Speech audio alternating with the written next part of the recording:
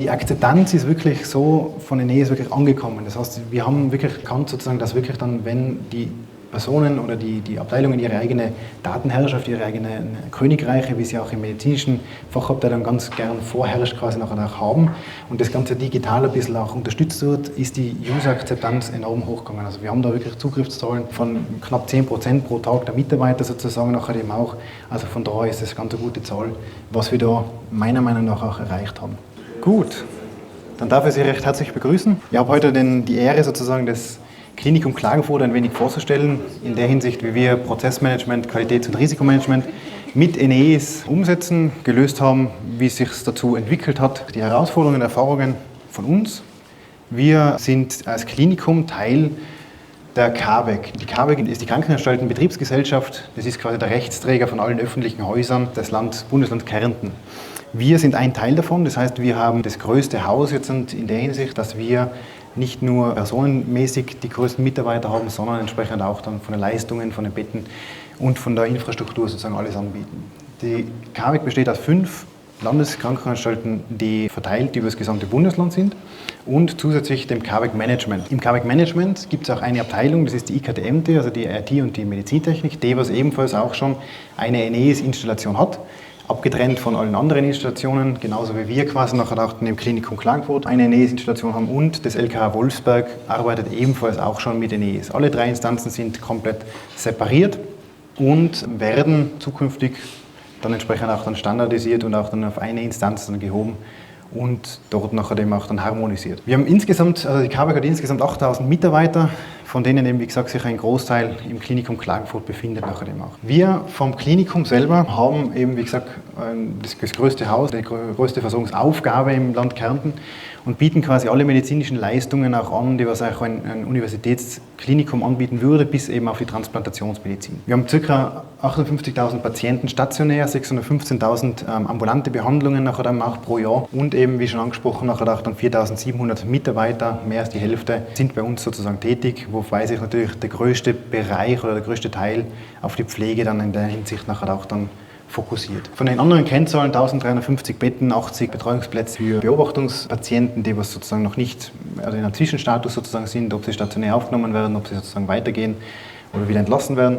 Oder auch noch 85 Betten für chronisch kranke Patienten, die was wir für die wirklich Dauerbetreuung nachher auch dann mit aufnehmen und dort nachher auch stationär versorgen. Wir von der Stabsstelle Qualitätsrisikomanagement und Patientenservice sind als Stabsstelle des Krankenanstaltendirektoriums aufgebaut. Das heißt, wir betreuen so als Querschnittsfunktion entsprechend auch dann alle 3 Bereiche von der Medizinpflege und von der Verwaltung her gesehen nachher eben auch und sind dann Teil der Betriebs- und Strukturentwicklung, die was ebenfalls als Stabsstelle definiert worden ist. Nachher. Meine Person sozusagen ist seit 2019 der Leiter dieser Stabsstelle und wir haben dann damit nachher auch dann begonnen, nachher 2019, dadurch, dass sich da ein bisschen strategische Sachen geändert haben, auch NEs stärker in den Fokus nachher auch dann zu setzen. Wir sind interne Consultants für die Abteilungen, das heißt, wir sind 8 Mitarbeiter und werden immer angefragt, wenn es Rückfragen gibt, wie können wir denn gewisse Dinge hinsichtlich QM, RM entsprechend dann auch dann adressieren und sind sozusagen, wie gesagt, so die internen Consultants im Haus nachher auch für die Abteilungen.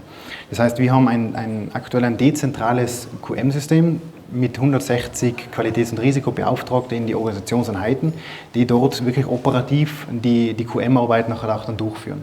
Das heißt, wenn ein Dokument zu aktualisieren ist, einen Prozess anzupassen ist, Inhalte zu aktualisieren, dann wird es direkt dort vor Ort in den Organisationseinheiten durchgeführt und wir werden in der Hinsicht nachher auch dann so als Consultants oder auch dann als Hilfesteller nachher auch dann einmal angefragt, um da nachher eben auch dann bereitzustellen. Ebenfalls koordinieren und adressieren wir allerdings auch dann zentrale Verbesserungsmaßnahmen, was das Qualitäts- und Risikomanagement betrifft. Das heißt jetzt an globale Maßnahmen oder Projekte, die was sozusagen von der KABEG-Seite zu uns dann rüberschwappen oder nachher eben auch dann interne globale Maßnahmen und Projekte, die zu qualitätsverbessernden Ergebnissen nachher auch dann führen. Zusätzlich ist bei uns auch eben diese zentrale Weiterentwicklung und Konzeptionierung von NEs nachher eben auch dann ein Teil davon, das was wir jetzt eben in den letzten Jahren verstärkt fokussieren und dann auch strategisch verankert haben. Um vom Qualitäts- und Risikomanagement auch einmal kurz dazu zu sprechen, was das eigentlich genau operativ bedeutet. Das heißt, wir betreuen ja nicht nur eine Abteilung, sondern ja auch dann die verschiedensten Organisationseinheiten im Klinikum und jede hat so seine eigenen Bereiche, wo es natürlich einen speziellen Fokus gibt. Also wir haben über 30 Zertifizierungen im Haus. Ich glaube, die letzte gültige Zahl sind 38 an der Zahl, die was natürlich die verschiedensten Zertifizierungskriterien auch haben. Also die ISO 9001 ist sicherlich die bekannteste. EMAS 3 ist vielleicht auch noch ein Begriff nachher. Und dann gibt es so ganz spezielle Themen wie ausbildungsspezifische Zertifizierungen, dass wir Ärzte an Ultraschallgeräten und Ultraschalls ausbilden dürfen, nachher eben auch von der gesunden Küche, von unserer Kantine angefangen, nachher eben auch bis hin zu eben entsprechend auch dann so Spezialthemen bezüglich Zentrum für Schilddrüsen- und Nebenschilddrüsenchirurgie. Alles hat einen eigenen Fokus, alles hat eigene Zertifizierungskriterien und wir versuchen das Ganze einfach auch mit Eneis entsprechend auch irgendwie dann zu unterstützen, um da nachher eben auch dann entsprechend auch dann die Prozesse und eben die Anforderungen auch dann abzudecken. Die Basis selber stellt eben die ISO 9001 dar und alles, was sozusagen sich darüber aufbaut, hat sozusagen als Grundpfeiler eben diese 9001 und eben das Eneis als Untermauerung nachher auch dann vorhanden. Zukünftig haben wir noch 3 große Änderungen auch geplant in dieser Zertifizierungslandschaft. Das ist einerseits einmal auch die Akkreditierung auf die 15189. Ich weiß nicht, ob Ihnen diese Norm ein Begriff ist. Das ist eine labormedizinische Norm, was ja auch gesetzlich vorgeschrieben ist in Österreich, um da sozusagen gewisse Verfahren, die was sozusagen für die labortechnischen Untersuchungen auch verwendet werden, auch zu akkreditieren. Ebenfalls ist auch bei uns noch, oder wird ein Thema werden, das ist die 13485. Das heißt, wir haben da auch noch das Thema der Qualitätsmanagementsysteme für Medizinprodukte herstellende Betriebe. Das heißt, wir werden mit unserer Zentralsterilisation auch als Private Label Manufacturer für andere Krankenanstalten auch dann eine Lohnsterilisation auch anbieten. Und das wird natürlich auch eine relativ große Herausforderung, dieses QM-System auch mit Eneis in diesen Standard auch dann einzuweben. Und das dritte ist sozusagen das Thema der 15224. Das ist die Qualitätsmanagement-Norm, die 9001er, speziell für Gesundheitsdienstanbieter, wo man dann nicht mehr von Kunden, sondern dann auch wirklich in der Norm schon von Patienten und Patientinnen danach spricht und da auch dann Themen wie klinisches Risikomanagement etc. auch adressiert werden. Alle diese 3 Zertifizierungen oder diese 3 Themen werden auch für uns, für Eneis nachher auch dann schlagend werden und auch dann Neuerungen und Veränderungen mit sich bringen nachher auch. Aber genug einmal zu dem, starten wir mal sozusagen in das, wie wir Eneis im Klinikum sozusagen nachher auch dann bekommen oder eingesetzt haben und wie sich das Ganze entwickelt hat. Wir haben 2008 eben die 9001 erst zertifiziert und seitdem war das Klinikum auf der Suche nach einem System, wie man das Ganze nachher auch dann digital unterstützen kann. 2011 ist dann auch der Rollout von Eneis dann im Klinikum passiert. Das heißt, man hat dann da auch diese Erstinstallation durchgeführt und hat eine Grundkonfiguration auch mitgenommen, wo dann eben auch dann Inhalte wie die Aufbauorganisation, wo sozusagen die Abteilungen ihre Mission, Vision, die Kommunikationen entsprechend auch abbilden haben können, um so eine Grundbeschreibung sozusagen der Abteilung nachher auch durchführen zu können. Prozesse waren natürlich auch ein Thema. Ein Prozess Landkarte natürlich ebenfalls nachher auch, dass man einfach dann diese Prozesse, so ist damals auch die Norm ja entsprechend gefordert hat.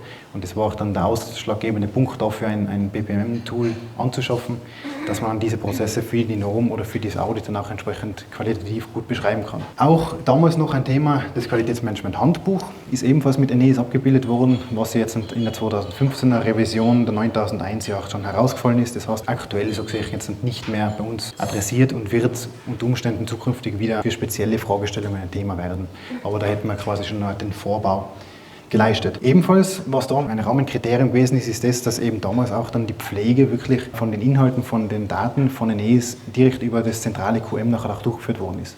Das heißt, da hat jemand angerufen von der Station XY und hat gesagt, wir würden da gerne die Abteilungsbeschreibung ändern. Dann ist das bei uns passiert und auch entsprechend versioniert und freigegeben worden wieder. 2018 ist eben nachher auch dann eine Versionsänderung passiert, die Version 5 gewesen, was dann da aktualisiert worden ist. Und wir haben ausgehend von dem entsprechend auch neue Themen auch in Eneis integriert. Das heißt, damals hat es auch einen Paradigmenwechsel gegeben, das heißt von dieser zentralen Befüllung weg eben zu diesem dezentralen System, dass wir gesagt haben, wir bauen Qualitäts- und Risikobeauftragte wirklich vor Ort auf, die was wirklich operativ das ganze Geschäft nachher auch übernehmen und die Aktualisierung und die Datenpflege nachher auch dann durchführen. Die neuen Themen, was sozusagen dazugekommen sind, das ist das Thema des internen Audits. Wir haben da eine Audit-Checkliste quasi nachher auch implementiert, wo man dann entsprechend die Normpunkte dann abhaken hat können als interner Auditor, okay, das ist okay gewesen, da war eine Nebenabweichung, ein Hinweis, eine Feststellung, welcher Art auch immer. Und man hat auch als Abteilung die Möglichkeit gehabt, da textuell eine Maßnahme sozusagen zu beschreiben, was man quasi gegen diese Feststellung nachher auch dann tut. Das Thema des Management, der Managementbewertung ist da auch dann aufgekommen. Das heißt, wir haben versucht, die 9001 Anforderungen des Management Reviews auch im NES abzubilden und hat dann so ein Grundkonstrukt gehabt, um sozusagen alle Inhalte einfach textuell beschreiben zu können. Wie war es zum Beispiel das bezüglich den Ressourcen im vergangenen Jahr? Was haben wir für Maßnahmen gesetzt? Welche Neuerungen, welche internen, externen Kontexte haben sich dann da aktualisiert?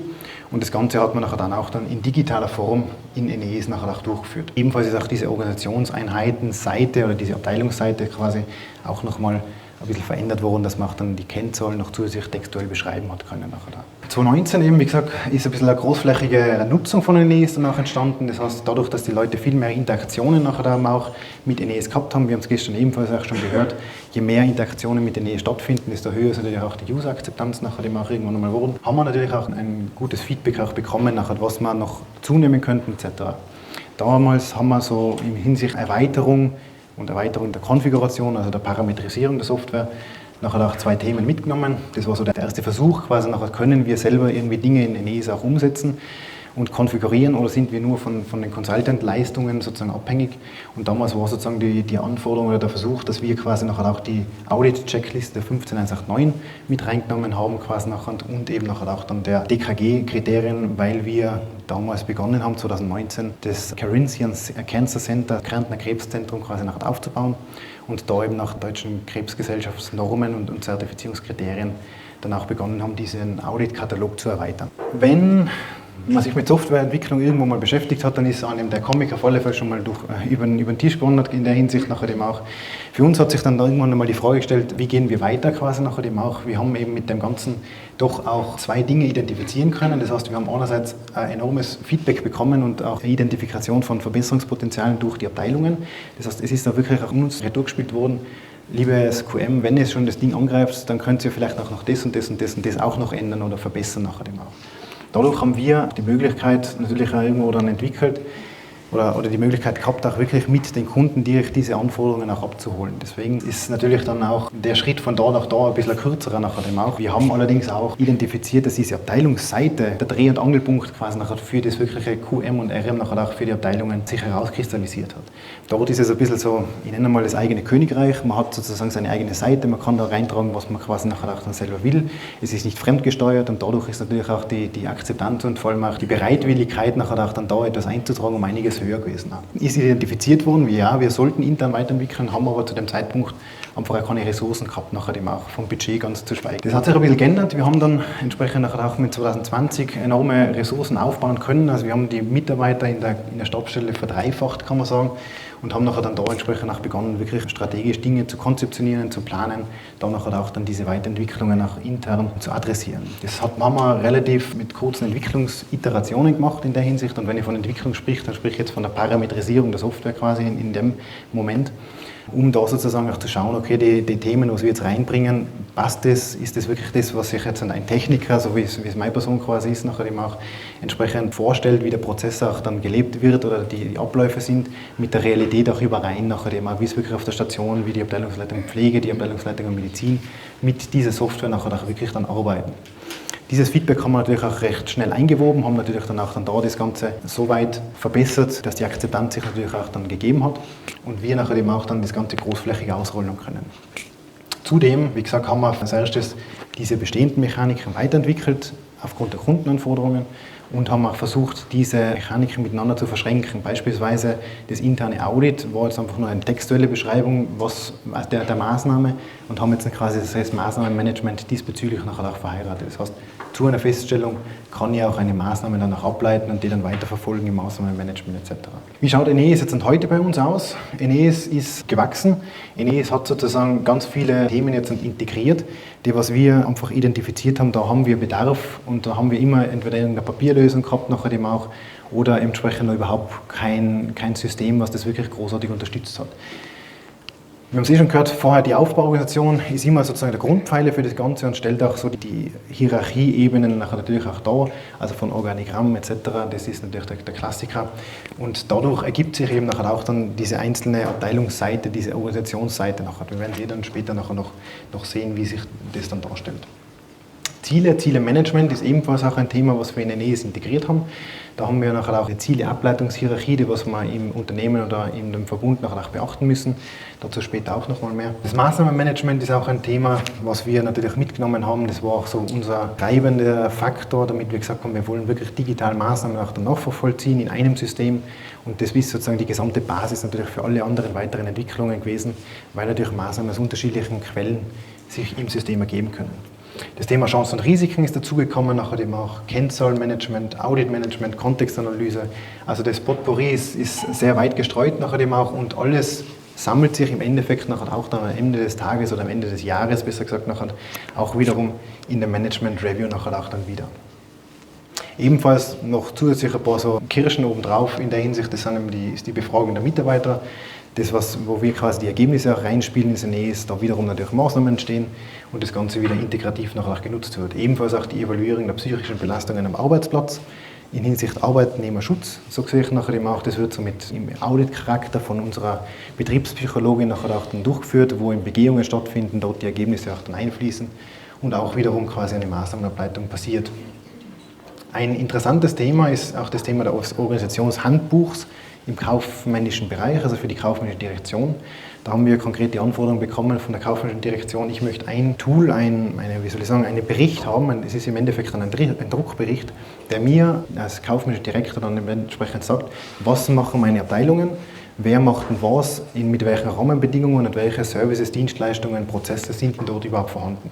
Das heißt, ist sozusagen der gesamte kaufmännische oder Verwaltungsbereich entsprechend auch adressiert worden, um zu sagen, was passiert dort in meinem Segment nachher dem auch. Das Ganze ist ein großes Konvolut. Ich glaube, es sind mittlerweile bei den 110 Seiten, was dann da quasi nachher den Eneas dann rausproduziert, wo wirklich dann auch dann die ganzen Abteilungsinformationen, die was in dem kaufmännischen Bereich vorhanden sind in den Eneas, hinauf aggregiert werden zu einem Gesamtwerk, was dann auch beim Thema Audit oder wie auch immer ein Thema ist, wo man dann gut einsteigen kann, um zu präsentieren, das ist mein Bereich, das sind meine Organisationen, dort die und die Leistungen bieten wir an.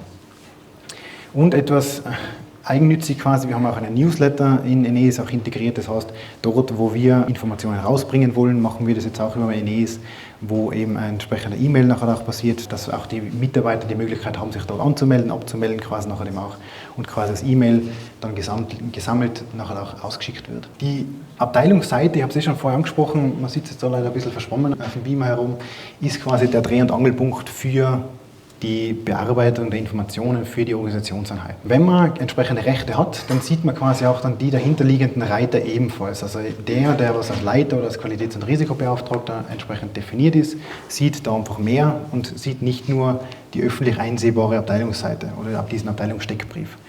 In diesem Abteilungssteckbrief werden entsprechend auch dann Informationen wie eben das Organigramm, die Ziele, die Strategie, die Rollen, die Kommunikationen, alles was sozusagen die Abteilung irgendwo ausmacht und auch öffentlich auch präsentieren möchte, werden da nachher quasi zusammengefasst. Wenn wir dann da sozusagen auch dann weiter hineinschauen, dann haben wir, wie gesagt, nachher auch das Thema des Zielemanagements. Zielemanagement, ich habe es vorher schon angesprochen, da haben wir eine Ableitungshierarchie quasi nachher einzuhalten.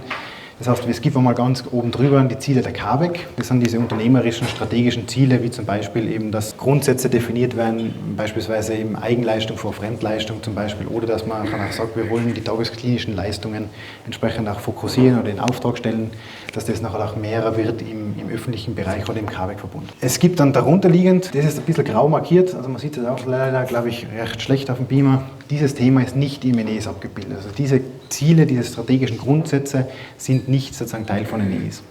Was Teil davon ist, das ist sozusagen die Ziele, die was sich für das Klinikum, also für den Standort, für die jeweilige Landeskrankenanstalt auch davon ableitet, die sind Teil von Eneas. Da geht es konkret um das Thema, was auch numerisch sozusagen bezifferbar ist, wie zum Beispiel, dass auch die tagesklinischen Augenoperationen um auf 75% aller OPs sozusagen sich heben sollten oder dass man dann auch entsprechend Kennzahlen dann erreicht.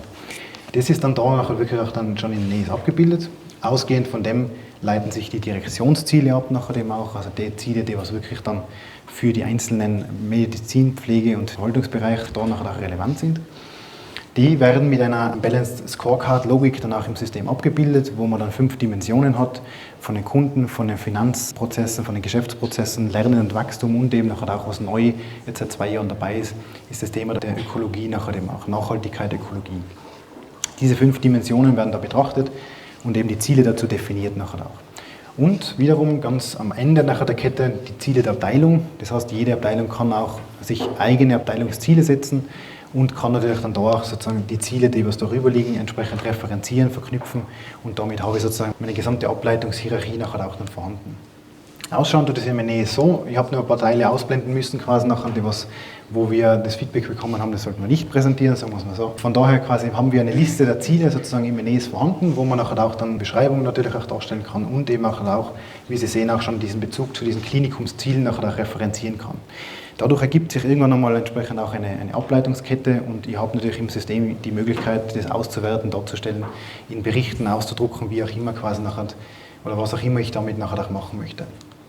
Wenn man in ein Ziel einsteigt, dann hat man quasi nachher da ebenfalls die damit verknüpften Maßnahmen. Also wir sehen zum Beispiel, dass bei dem Ziel dort auch entsprechende Maßnahmen abgeleitet worden sind, wie zum Beispiel bei dem Ziel Anpassung der Strukturen und Ressourcen an die Anforderungen zukünftiger Entwicklungen. Da geht es zum Beispiel konkret, hat die Abteilung der Allgemeinchirurgie die Maßnahme abgeleitet, dass eben der Einsatz von Ordinationsassistenten und Assistentinnen nachher auch dann entsprechend forciert werden sollte. Dann bin ich irgendwann einmal quasi, wie gesagt, ganz am Ende der Maßnahme angekommen, quasi nachher, wenn ich das Ziel von oben nachher wirklich nach unten durchverfolgen könnte. Die Maßnahmen selber ergeben sich aus den unterschiedlichsten Bereichen. Das heißt, wir haben jetzt dann eben nachher das Thema der Ziele schon einmal angesprochen. Nachher auch, es gibt die klassische Erteilungsmaßnahme, das heißt, ich möchte einfach irgendwas machen, ohne einen Zielbezug nachher dem auch dann dazu zu machen. Nachher dem auch aus Kennzahlen können Maßnahmen entstehen, Managementbewertung, Chancen, Risiken, Auditfeststellungen, nachher dem auch Mitarbeiterbefragung und der Evaluation psychischer Belastungen nachher dem auch. Und alle diese Bereiche quasi spülen uns irgendwelche Maßnahmen ins Maßnahmenmanagement beziehungsweise in das Maßnahmenmanagement der Organisationseinheiten. Und wir haben uns auf eine 4 Status sozusagen der Maßnahmen auch geeinigt, die was mit Workflows danach dann von einem Status zum anderen nachher auch dann getrieben werden. Also oft mit Arbeit laufend und abgeschlossen, wobei natürlich dann da auch bei jeder Übergabe nachher auch dann entsprechende Daten hinzukommen, bei jedem Übergang von einem Status zum anderen. Und eben auch wenn eine Maßnahme danach abgeschlossen wird, muss das mit einer Passwortabfrage quasi nachher auch nochmal bestätigt werden. Das heißt, wenn wir eine Maßnahme abschließen, muss der User auch nochmal kurz ein Passwort eingeben, das ist eine Standardfunktionalität von NES nachher eben auch bei dieser Übergabe, um auch zu bestätigen, okay, passt, das ist jetzt wirklich auch dann entsprechend an einem Punkt angelangt, wo es abgeschlossen wird. Die Maßnahmen selber werden bei uns auch wiederum in der Organisationszeit aufgezeichnet, wo wir eben nachher auch dann pro Status entsprechende Reiter nachher auch definiert haben, um das nachher auch dann ein bisschen für die User aufzubereiten, damit es nicht eine elendslange Liste wird nachher dem auch. Wir haben da die Möglichkeit auch dann Maßnahmen zu kommentieren, wir haben da nachher immer diesen Zielbezug dabei nachher dem auch. Haben auch dann die Möglichkeit, eine Mitarbeit zu definieren. Wir haben das jetzt auf Organisationsebene nachher auch dann definiert. Das heißt, wenn ich eine Maßnahme dort, und in dem Fall ist der klinisch-administrative Dienst, arbeitet bei dieser Maßnahme mit und hat das dann auch automatisch bei sich im Maßnahmenmanagement, um das auch bearbeiten zu können. Und dann gibt es noch einen 5. Status, was ich vorher noch nicht erwähnt habe, das ist gelöscht. Wenn eine Maßnahme noch nicht bearbeitet worden ist, dann kann ich sozusagen auch sagen, okay, diese Maßnahme schmeiße ich weg, also aus dem Status offen. Alles andere muss dann entsprechend abgebrochen werden, um es auch dokumentativ nachher auch dann aufrechtzuerhalten. Das Thema Chance- und Risikomanagement haben wir jetzt auch seit heuer im Frühjahr neu bei uns auch integriert. Wir haben das Ganze als Chance- und Risikoportfolio der Abteilungen jetzt einmal angesehen, um da sozusagen nachher auch den Abteilungen und den Organisationseinheiten die Möglichkeit zu geben, dort ihre Chancen und Risiken auch dann zu definieren und natürlich auch dann zu bewerten und Maßnahmen abzuleiten nachher eben auch. In der Übersichtsseite von den Chancen und Risiken wird eben nachher auch dann kurz das Risiko aufgerissen, quasi nachher kurz erklärt, was für ein Segment das Ganze ist, sozusagen nachher dem auch der Beobachtungszeitraum wird entsprechend aufgelistet und auch noch eine kurze, die letzte Bewertung quasi nachher auch dann in einer Tabelle dargestellt, was jetzt meine Auswirkungen, meine Eintrittswahrscheinlichkeit nachher auch gewesen ist und die sich daraus ergebende Risikoprioritätszahl. Wenn man in das Risiko einsteigt, dann hat man dann da auch noch ich sage jetzt mal so, eine klassische Ansicht nachher dem auch mit einer Matrix, nachher, wo das Risiko, die letzte Bewertung nachher dem auch dann liegt. Ich glaube, dass der grüne Bereich da links unten, der sollte hier da grün dargestellt werden. Der Beamer zeigt es leider nur als gelb an, aber glauben Sie mir, es ist dann auch ein grüner Bereich vorhanden. Von daher quasi nachher ist das jetzt nur ein Darstellungsthema. Nicht zu viel Sicherheit. Ja, genau. In dem Risiko ebenfalls auch wieder die Möglichkeit, Maßnahmen abzuleiten, um dann natürlich auch wieder zum Beispiel eine mitigierende Maßnahme sozusagen nachher auch treffen zu können. Diese Punkte, wo Maßnahmen entstehen, spielt eben, wie gesagt, nachher das Ganze dann auch wieder ins Maßnahmenmanagement retour. Das Thema bei den Chancen, ident quasi nachher dem auch, nur haben wir da eine positiviertere Darstellung quasi nachher auch dann der Daten, die was eingegeben werden. Also wir sprechen da von Potenzial und nicht von Auswirkungen quasi nachher. und auf der anderen Seite quasi als Chancenprioritätszahl und natürlich auch dann da jetzt ganz viel Grün in dem Fall nachher dem auch dann dargestellt. Die Kennzahlen sind ebenfalls bei uns jetzt als numerische Kennzahlen oder als quantitative Kennzahlen hinterlegt. Also wir haben bisher jetzt nur eine textuelle Beschreibung gehabt, okay, wir messen diese Kennzahl so und so. Jetzt ist auch die Möglichkeit geschaffen worden, da Ergebnisse auch einzutragen, sei es jetzt in den numerischen zusammengefassten Wert oder eine Detailauswertung über ein Excel-Sheet oder einen PDF-Bericht oder wie auch immer. Und haben dann da auch sozusagen, wenn es sich eine quantitative Kennzahl handelt, auch die Möglichkeit, das Ganze dann visuell auch darzustellen, wie die Ergebnisse gewesen sind. Ebenfalls, weil ich von quantitativ spreche, haben wir auch qualitative Kennzahlen auch bei uns sozusagen im System. Das heißt, wir beschreiben da einfach relativ grob, wie soll ich sagen, einfach Leistungskenngrößen. Das heißt, klassisch die Betriebsfeuerwehr hat eine Leistungskenngröße der Einsatzzahlen pro Jahr. Da wissen wir jetzt nicht unbedingt gewillt, eine Sollhöhe dann irgendwo zu definieren, um dann nachher abzuleiten, okay, wir brauchen heuer noch 3 Einsätze, damit wir das erreichen. Das heißt, da haben wir einfach eine textuelle Beschreibung drinnen, nachher eben auch, was wir an Leistungsmessgrößen nachher auch drinnen gehabt haben. Da passiert natürlich auch keine grafische Aufbereitung diesbezüglich. Ein Thema, was wir noch mitnehmen wollen, aber da sind wir noch nicht ganz dahinter gestiegen, quasi, wie wir das dann ins System reinbringen können, ist sozusagen, dass wir natürlich auch dann die Sollhöhen etc. nachher auch noch grafisch aufbereiten, um natürlich dann auch wieder entsprechend visuell das Ganze ein bisschen aufzupeppen und zu sagen, okay, da bin ich jetzt gelb, da bin ich rot, da bin ich grün in der Hinsicht nachher, um zu sagen, augenscheinlich dann zu berichten, nachher eben auch, okay, bei dieser Kennzahl habe ich ein Problem oder bei der nachher auch nicht. Die Audits selber, da haben wir sozusagen auch eine Auditplanung, ein Auditprogramm im Hintergrund. Das heißt, wir von der Stabsstelle Qualitäts- und Risikomanagement bereiten diese internen Audits nachher auch vor, planen diese internen Audits. Genauso wie die externen, also die Planung sozusagen des Auditprogramms der externen Audits passiert auch über uns, nachher eben auch die Auditplanung per se, nachher dem externen natürlich von den Anbietern. Intern haben wir das so organisiert, dass wir interne Auditoren im Haus haben. Das heißt, wir haben einen internen Auditorenpool, nicht nur von uns, von der Stabsstelle, sondern auch von medizinischen, pflegerischen Bereichen, nachher eben auch, die was mit uns die internen Audits nachher auch durchführen. Ausgehend von dieser Planung nutzen wir in dem Fall sozusagen auch die Möglichkeit, das Mein-NE sozusagen, oder mein Portal nachher in der Hinsicht nachher, um den Auditoren die Möglichkeit zu geben, direkt in diese Auditberichte einzusteigen. Das muss ich aber dazu sagen, ist auch der einzige Anwendungsfall, wo wir dieses Mein-Portal jetzt im Moment nachher auch nutzen. Das heißt, wir zeigen gar nicht großartig irgendwelche Informationen an, welche Rollen der Mitarbeiter jetzt im Moment hat, weil das sozusagen nachher auch dann an anderer Stelle nachher auch noch abgestellt wird. Wie gesagt, der Mitarbeiter oder der interne Auditor kann dann einsteigen in diesen Auditbericht und dann eben auch dann entsprechend das Ganze befüllen. Wir haben das so aufbereitet als mit Smart Edit quasi nachher in der Hinsicht, dass auch dann dieses Audit befüllt wird, haben dann da eben sozusagen einmal oben die Grunddaten, die was wir von der Planung schon auch mitgeben, in dem Fall nachher eben auch, welche Teilnehmer sind dabei gewesen, welche Stichproben, welche Audit-Zusammenfassung hat sich daraus ergeben und eben nachher auch im unteren Bereich hat jeder Auditor die Möglichkeit, entsprechende Feststellungen danach dann zu definieren. Wir beziehen uns dann immer natürlich bei der Definition einer Feststellung auf eben ein Regelwerk, auf ein Auditkapitel. Wir können das auch steuern hinsichtlich der Granulierungsebene. Also ich kann jetzt zum Beispiel als Auditor dann sagen, ich möchte das nur auf das Kapitel 5 zum Beispiel der ISO 9001 referenzieren oder aber auch auf den Normpunkt 5.2.1 explizit hintrimmen nachher auch. Das bietet uns dann in der Nachschau nach einer gewissen Zeit, und das haben wir jetzt noch aufgrund der jungen Implementierung jetzt noch nicht aktiv geschalten, die Möglichkeit natürlich auch dann irgendwann zu sagen, unsere internen Auditoren schauen ganz speziell auf diese und diese Themen, aber von der Norm hat man jetzt eigentlich kaum irgendwie vielleicht auf diese Themen geschaut. Das ist bei den Audits jetzt noch nie irgendwie ein Thema gewesen nachher immer. Weil wir auch dann bei dem Auditbericht dokumentieren, welche wirklichen Normpunkte auch dann im Audit besprochen und betrachtet worden sind. Das heißt, wir können da schauen, wo haben wir blinde Flecken, wo schauen wir bei der Norm zum Beispiel nach der 9001 jetzt noch relativ selten hin oder nachher dann auch, wo schauen wir eigentlich bei jedem Audit hin und können das vielleicht einmal beim nächsten Mal auch aussparen, um auch gewisse Audit-Schwerpunkte setzen zu können. Die Abteilungen, wenn sie dann den Auditbericht dann auch freigegeben bekommen, haben dann auch dann die Möglichkeit, dort zu jeder Feststellung auch eine Maßnahme abzuleiten. Bei den Abweichungen, also Haupt- und Nebenabweichung, ist es verpflichtend. Das heißt, ich kann da gar nicht irgendwie sagen, das betrachte jetzt gar nicht, sondern ich muss da eine Maßnahme ableiten. Bei den Hinweisen und Empfehlungen, da ist es begründbar, ablehnbar, dass ich zum Beispiel sagen kann, okay, nein, danke für den Hinweis, aber wir machen es trotzdem nicht, weil so und so.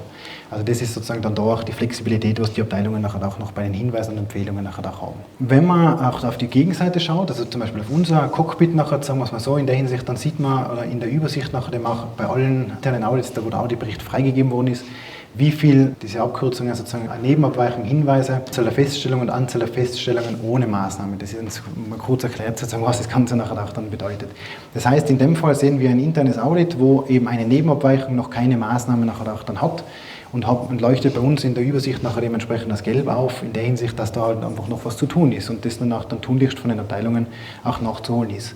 Wenn sich das Ganze nachher auch dann gelegt hat, da dann in dem Bereich dann hinten auch überall eine Null steht, dann können wir auch von unserer Seite auch dieses Audit dann schließen, sobald die Maßnahmen nachher auch erledigt sind. Also wir haben da ein bisschen so eine Monitoring-Funktion für uns gebaut nachher, um auch die Audits und die Bearbeitung der Audits nachher, dadurch, dass es ja dezentral in den Organisationseinheiten läuft, nachher auch dann ein bisschen im Blick zu halten. So, dann alles, was quasi wir im System eingeben, fließt dann am Ende des Jahres nachher entsprechend auch dann in die Managementbewertung ein. Die Managementbewertung ist bei uns nach der ISO 9001 eben entsprechend aufgebaut von den Kapiteln und wird auch semi-automatisch befüllt, sagen wir es mal so.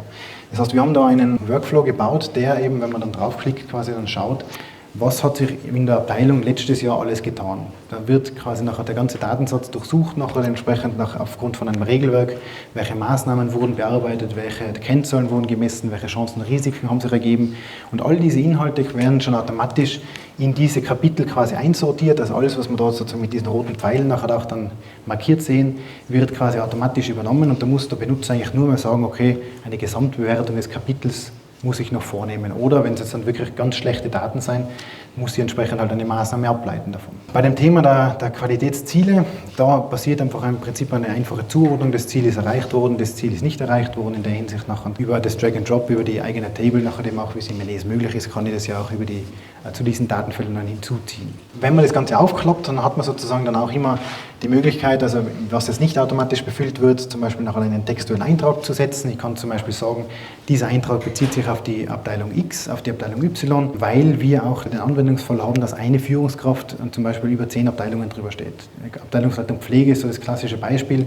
Die haben zum Beispiel alle chirurgischen Abteilungen betreut, eine Abteilungsleitung Pflege und der möchte natürlich jetzt nicht 10 eigene Management-Reviews pro Abteilung schreiben, sondern eben einen Review und das sozusagen alles auf alle Abteilungen rausspiegeln. Deswegen ist sozusagen die Segmentierung dieser Inhalte nachher auch notwendig gewesen und ich muss dann explizit sagen, für welche Organisationseinheit ist dieser Eintrag jetzt gültig und kann natürlich dann die ganzen gefilterten Ansichten dahinter nachher auch wieder aufbauen. Was auf alle Fälle zu tun ist, das ist sozusagen, dass ich eine Gesamtbewertung des Kapitels nachher dem auch durchführe. Das Ganze wird nachher auch dann visuell dargestellt über diese Kugel nachher dem auch, was für eine Bewertung ich danach gesetzt habe, um das Ganze auch dann in einer Gesamtübersicht zu sehen oder eben auch einen Bearbeitungsverlauf nachher auch dann zu sehen, okay, da bei dem 5. Kapitel habe ich jetzt noch gar nichts gemacht, das ist noch grau dargestellt nachher eben auch. Blau, vielleicht auch noch zu Hinweis, ist das, wo man entsprechend dann auch sagt, da habe ich jetzt keine Ergebnisse, das nehme ich einfach nur zur Kenntnis und bewerte, das heißt bewertet, gekennzeichnet wird nachher dem auch. Beispielsweise, wenn sich jetzt keine weiteren Ergebnisse der Abteilung, das klassische sonstige Feld sozusagen nachher auch irgendwo ergeben, aber trotzdem sozusagen, um auch Interpretationslücken mit dem Auditor dann zu schließen, haben wir jetzt gesagt, okay, dann nehmen wir eine blaue Markierung, dass auch dann gekennzeichnet ist, das ist bewertet worden von der Führungskraft. Eben, wenn das Ganze nachher auch suboptimal irgendwo nachher sich darstellt, muss eine Maßnahme abgeleitet werden, was sich dann wiederum, eben, wie gesagt, auch in das Maßnahmenmanagement dann auch integriert. Ein Thema, was wir jetzt noch dazugenommen haben, ist auch die Kontextanalyse. Wir haben dann die Pestel-Logik auch dann implementiert, um dort auch im Moment noch textuell Risiken, Chancen, Maßnahmen zu beschreiben zu diesen Kontexten, die was identifiziert werden. Und da ist natürlich auch der logische nächste Folgeschritt und die Weiterentwicklung, dass wir das Ganze natürlich auch dann mit entsprechenden Objekten versehen und da natürlich auch dann mit Chancen, mit Risiken und mit konkreten Maßnahmen danach arbeiten.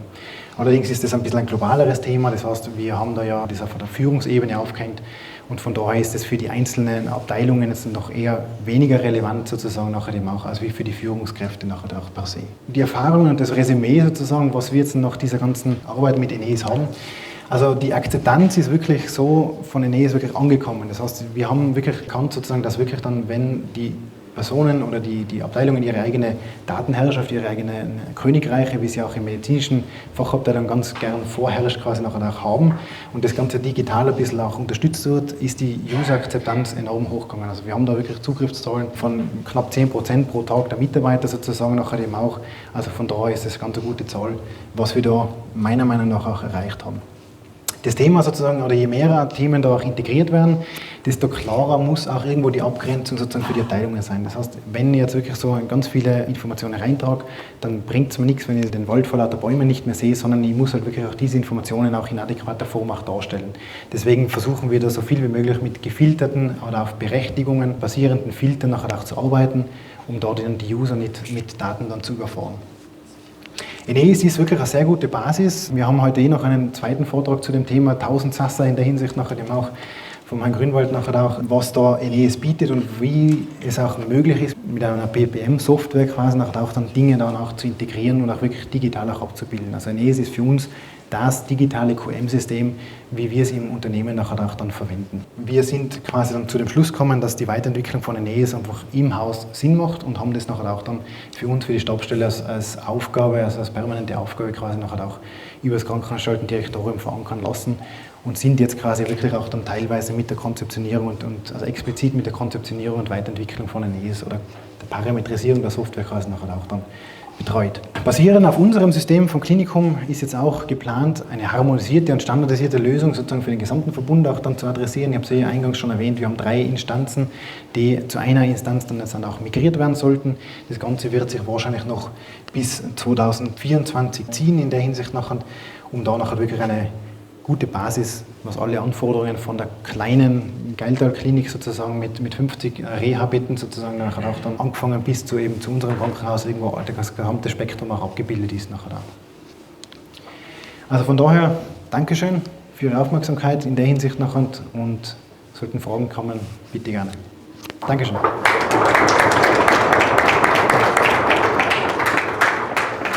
Es war ein Ritt durch ganz, ganz viele Themen. Ganz lieben Dank. In der Tat, ja. Ich kann mir vorstellen, dass der eine oder andere kleine Frage hat. Wie er das konkret gemacht hat oder zu Detail erfahren. Da kommen bitte jetzt die Maria, die Alessia und die. Ja, nochmal vielen Dank. War sehr interessant. Mich interessiert jetzt so, wie auch die Chancen, Risiken, die Managementbewertung. Dann immer alles mit ihrer Abteilung zusammen oder machen die Abteilungen das selbstständig, die Risikobewertung, auch die Ziele, die Pflege des ganzen Systems? Ist da die Akzeptanz gerade bei den Mitarbeitern, haben Sie gesagt, ja gut, aber wird es dann auch bei den Führungskräften, wird es dann auch genutzt als Tool? Oder? Das ist ein bisschen nicht ganz so einfach zu beantworten. Also pflegerisch und verwaltungstechnisch ja, medizinisch ist ein bisschen noch ein Knick da sozusagen von der Akzeptanz nachher, sagen wir es mal so. Was allerdings einfach das Thema ist, dass das QM einfach generell in der Medizin ein Verwaltungsthema ist und das ja, eher mit Qualitätssicherung sozusagen die Mediziner zu locker sind. Aber um Ihre Frage zu beantworten, die Führungskräfte arbeiten mit dem System, ja. Wir unterstützen die Führungskräfte, wenn der Bedarf da ist. Also wir haben jetzt Abteilungen, die was diese Managementbewertungen, die Chancen- und Risikoidentifikation und die ganze Dateneingabe im System auch autonom machen. Andererseits haben wir auch Abteilungen, wo wir wirklich dann Termine mit denen vereinbaren und dann wirklich das konkret dann auch in Workshops dann auch durcharbeiten, um zu dem entsprechenden Ergebnis zu kommen. Also es ist sehr eine gute Permutation sozusagen da noch. Von meiner Seite wäre noch das Thema des Berechtigungsmanagements aufbauen. Ich habe gesehen, dass Sie mit sehr vielen verschiedenen Ebenen arbeiten, was die bisschen lauter bitte. Okay. Nicht so laut eingestellt. Okay, Entschuldigung. Es geht ums Berechtigungsmanagement und die Grundsatzfrage ist, bauen Sie das auf ACL-Ebene auf oder ist das über rollenbasierende Zuordnungen in Benutzergruppen definiert? Wir haben das Thema über ACLs noch nicht adressiert. Das heißt, alles, was wir entsprechend berechtigen, wird eben rollenbasiert gemacht und dann im weiteren Sinne nachher auch dann mit eben der Zuordnung von einem Mitarbeiter zu einer Rolle, also Mitarbeiter, Benutzer und der Rolle nachher eben auch dann zu entsprechenden definierten Rollen, dass man zum Beispiel Abteilung X einsehen darf oder eben nachher auch nicht. Das heißt, es geht alles über Sichtbarkeiten in Layouts. Sichtbarkeiten, genau. Und sozusagen, ob dieses Objekt überhaupt angezeigt wird oder nicht, nachher dem auch, ja. Dankeschön. Bitte. Aber es ist auf alle Fälle eine notwendige Entwicklung, wenn man das Ganze nachher standardisiert und die auf KBG-Ebene dann hebt.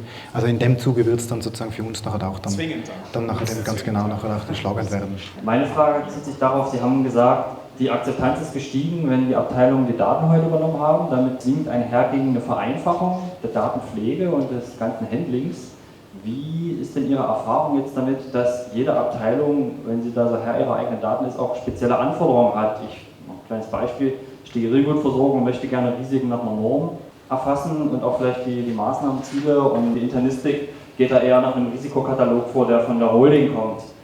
Ist ja manchmal dann schwer zu vereinbaren, solche Sonderwünsche der einzelnen Abteilungen. Oder wie ist da Ihre Erfahrung? Wie konnten Sie damit umgehen? Sonderwünsche haben wir natürlich pro Abteilung immer irgendwo danach dann an uns herangetragen bekommen. Ich muss allerdings ganz ehrlich gestehen, wir haben das in einem sehr generalisierten Ansatz jetzt danach gelöst.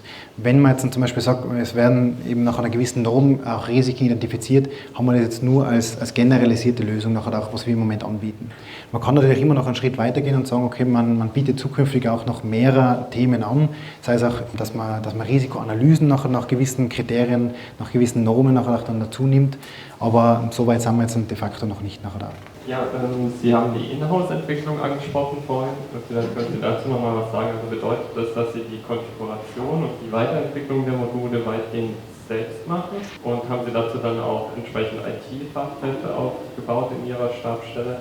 Vielleicht können Sie da nochmal was zur Zusammensetzung und Größe Ihres Teams sagen. Also wir sind 8 Mitarbeiter, Mitarbeiterinnen im Team nachher dem auch, von denen sich 2 hauptsächlich mit dem Thema nachher auch dann befassen. Das heißt, meine Person ist da quasi der Lead von dem Ganzen nachher dem auch, und wir haben noch einen zweiten, der sich ebenfalls mit der Konfiguration der Software nachher auch dann ausschließlich beschäftigt.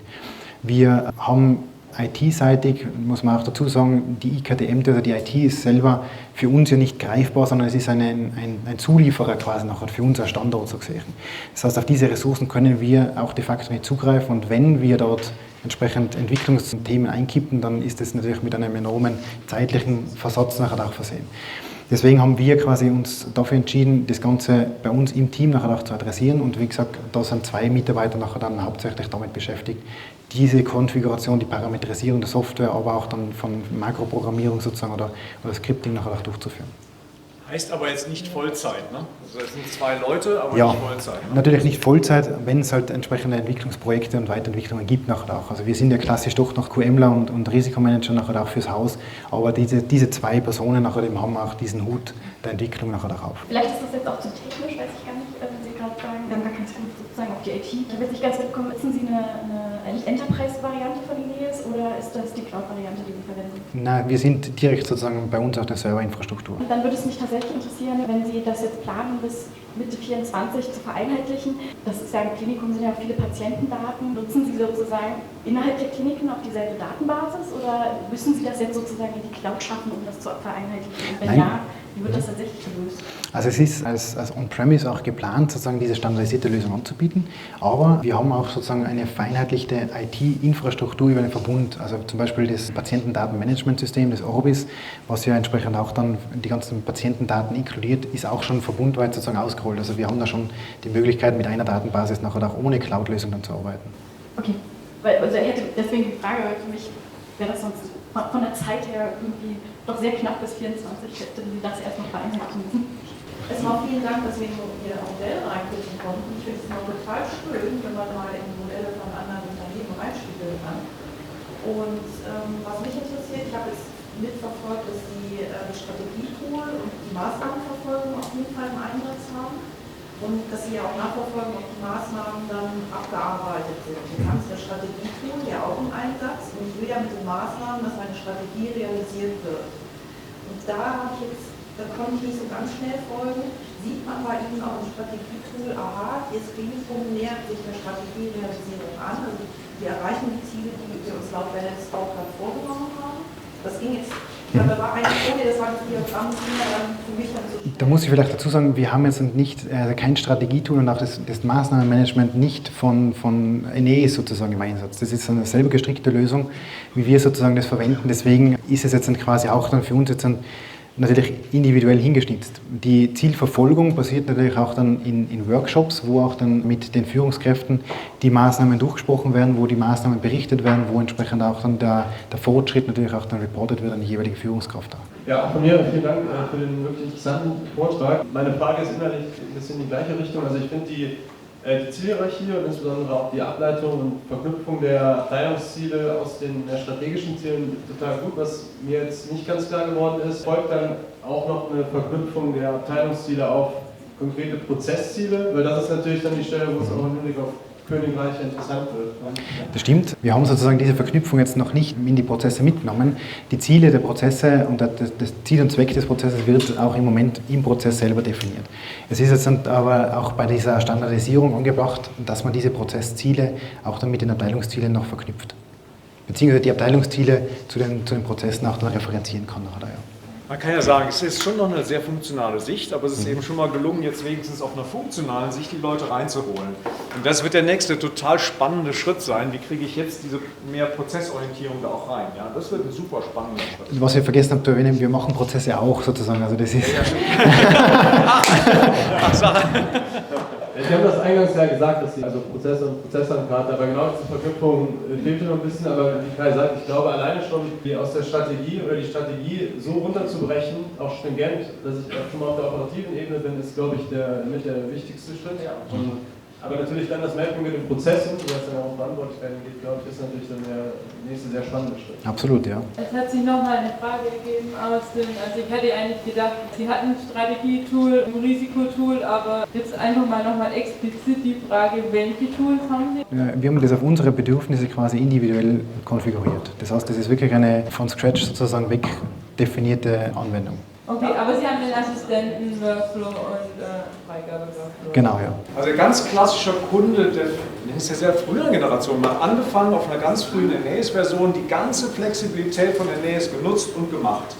So, das ist jetzt, wo wir sagen, Kunden, die jetzt in den letzten 3 Jahren angefangen haben, denen haben wir das ja nicht mehr empfohlen, sondern gesagt, hier, bitte versucht die Standardmodule zu nehmen und dann eben darauf weiterzuentwickeln, wo es einen Mehrwert einer Anpassung auch gibt. Ja?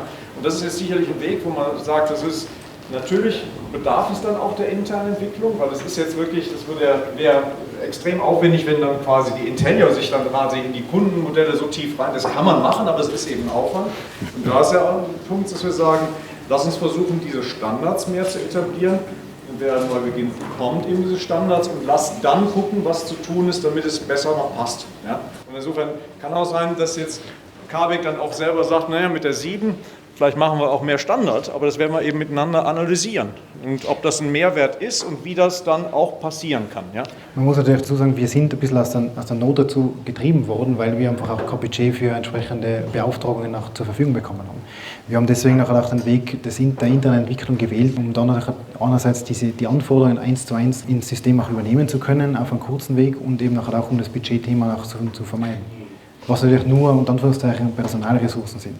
Aber das ist im öffentlichen Dienst dann eher möglich, quasi dann diese Personalressourcen zu bekommen, als wir jetzt, dass man dann so eine Summe X dann zur Verfügung gestellt bekommt. Nachher. Ja genau, also das ist ja dann auch ein Mehrwert, wenn man halt die Personalressourcen bekommt. Manchmal sind die EDA-Kosten einfacher als die externen Budgets. Weil Sie es gerade angesprochen haben, Herr Krings, das wäre für mich eine spannende Frage heute Mittag, wenn es um Version 7 geht, ob sowas dort dann noch möglich ist, übernommen werden kann und wie dann das Vorgehen ist, dass man vorab, sage ich mal, auch weiß, was da für ein Aufwand für die Migration dann auch... Absolut, es wird in solchen Fällen wirklich als Vorprojekt laufen müssen. Geht gar nicht anders, ja.